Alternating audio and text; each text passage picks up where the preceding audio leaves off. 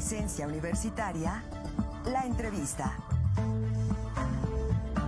Un punto de encuentro para el análisis y la reflexión. Pues bueno, continuamos con más aquí en Presencia Universitaria y hoy le damos la bienvenida al doctor Juan Pablo Ramírez Errejón. Él es profesor investigador por parte de la Universidad Autónoma de Querétaro, de la Facultad de Ciencias Naturales, también es parte del CONACYT y bueno, nos va a platicar hoy justamente sobre un tema muy relevante que tiene que ver con el medio ambiente. Le damos la bienvenida al doctor en esta mañana. Doctor, ¿cómo está? Muy bien, muchas gracias. Un placer estar aquí con ustedes nuevamente. Siempre es muy grato compartir este rato. Gracias, Alfredo. Gracias, Marco. Gracias, doctor. Y me parece que también resulta importante y de trascendencia compartir con la audiencia de Presencia Universitaria lo importante que es la educación ambiental, el que la ciudadanía, el que la sociedad, el que la comunidad en términos generales pueda entender y saber de educación ambiental, doctor. De acuerdo, completamente de acuerdo contigo. La educación ambiental es el factor clave para la conservación y la preservación de recursos naturales, de servicios ecosistémicos, todo lo que nos ofrece nuestro hermoso planeta. Es clave. Sin embargo, la educación es un proceso, digamos, instructivo, ¿no? Lo que nos dan nuestros abuelos, nuestros papás, ahí debería de iniciar, después en la escuela, luego en la formación académica, pero es un proceso instructivo donde se da información y depende mucho de la experiencia del formador, de quien tenga esa educación ambiental y que está compartiendo el conocimiento.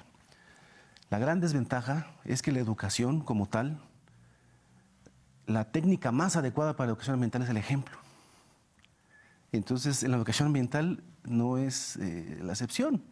Entonces, con el ejemplo y a veces sin decir nada, se puede arrastrar a un sinfín de personas a hacer cosas en favor del ambiente. Entonces, esa es la gran desventaja de la educación ambiental, que nosotros podemos en este momento decir que es muy importante y salir allá y no tener la capacidad de separar una lata de un papel, por ejemplo, ¿no?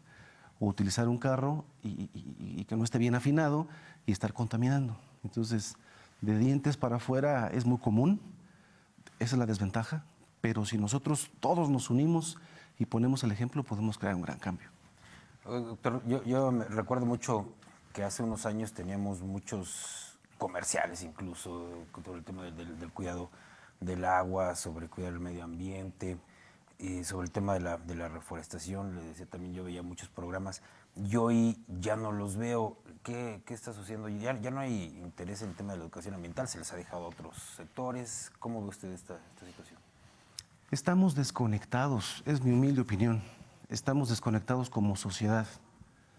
El sector académico, todos los sectores sociales, gobierno, la sociedad en general, se nos olvidó de dónde viene este aire tan puro que tenemos en Querétaro todavía.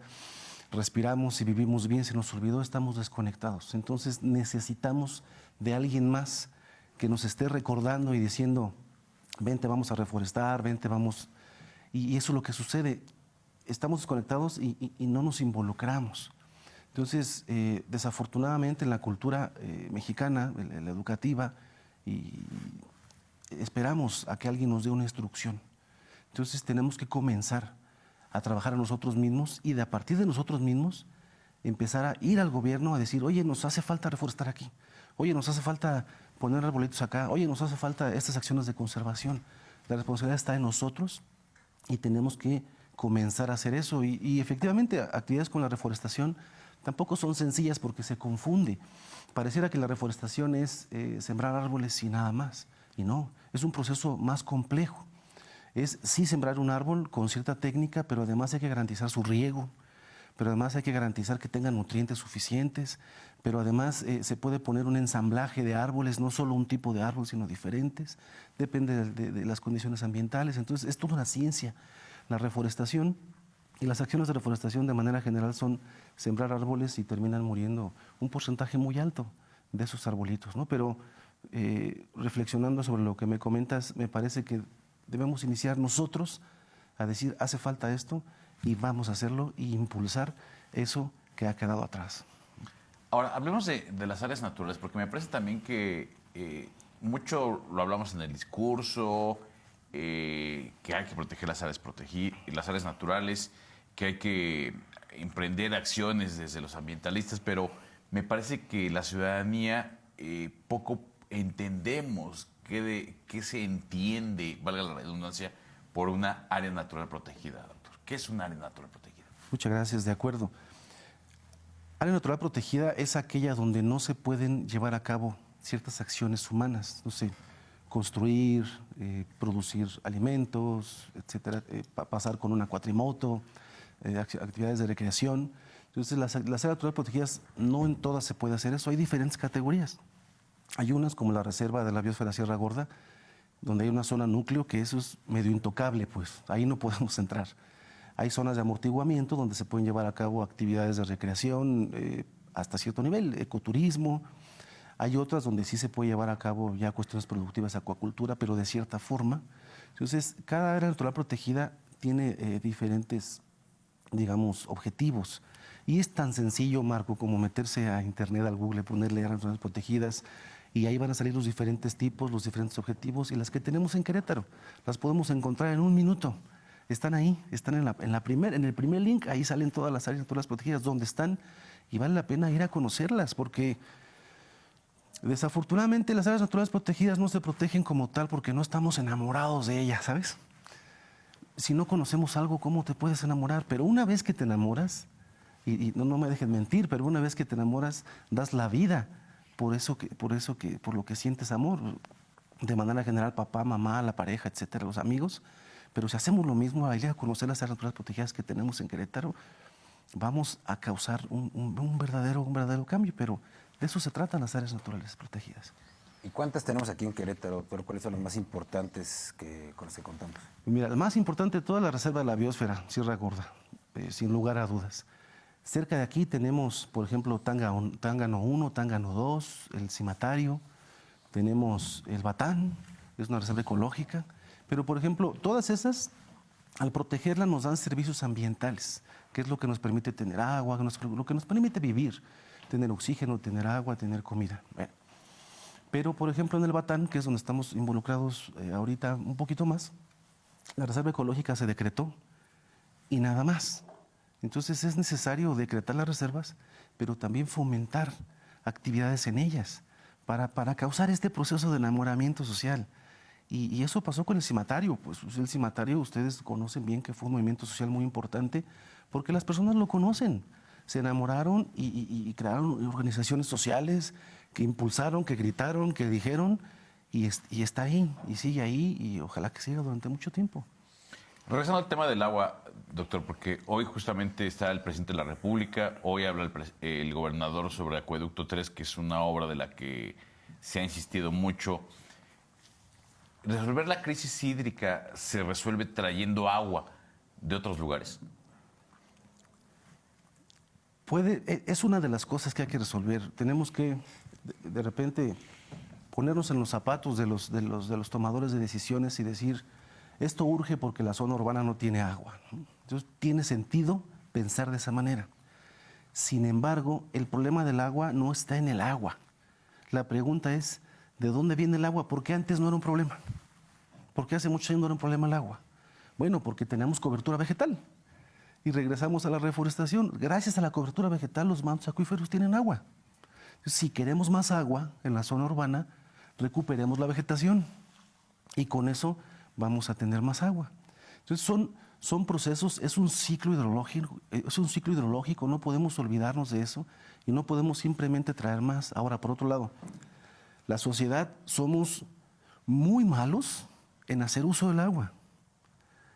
Exageramos en su desperdicio. El agua se parece mucho al dinero. Mientras más tenemos dinero, más gastamos. Mientras más tenemos agua, más gastamos. Pero no puede ser que nosotros en la zona urbana seamos privilegiados y queramos 500 litros diarios cuando personas que habitan en zonas que no son urbanas y que tienen 10 litros diarios o 5. Eso no puede suceder. Entonces es un factor que hay que adicionar ahí. El factor de educación en la parte del uso y del manejo del agua es muy importante. Entonces, si no atacamos esa parte de educación y si no trabajamos ahí, y si el acueducto 3 se echa a andar y es muy exitoso, vamos a necesitar un acueducto 4, un acueducto 5 y un acueducto quién sabe cuántos, porque tenemos que atacar el problema. Y el problema está en cómo utilizamos el agua. Ese es uno de los orígenes, nuestra forma de pensar, de nuestra forma de relacionarnos con el agua, que creemos que es un bien que yo pago y tengo y ya está, y no es así. Entonces tenemos que involucrarnos un poquito más. Y si no se ha hecho, mi estimado Marco, mi estimado Alfredo, es porque yo personalmente no lo he dicho lo suficiente. No he estado en suficientes espacios como estos. O sea, me refiero a que hay que tomar la responsabilidad personal. Ustedes tienen que entrevistar a más personas, tenemos que llegar, tenemos que seguir trabajando para que los tomadores de decisiones se sientan apoyados y podamos resolverlo de cierta manera, porque el Acueducto 3 fue la idea de una persona. Fue un proyecto que alguien intentó genuinamente solucionar algo. El gobierno lo escuchó y dijo, vamos a hacerlo. Entonces, ¿dónde está nuestro proyecto?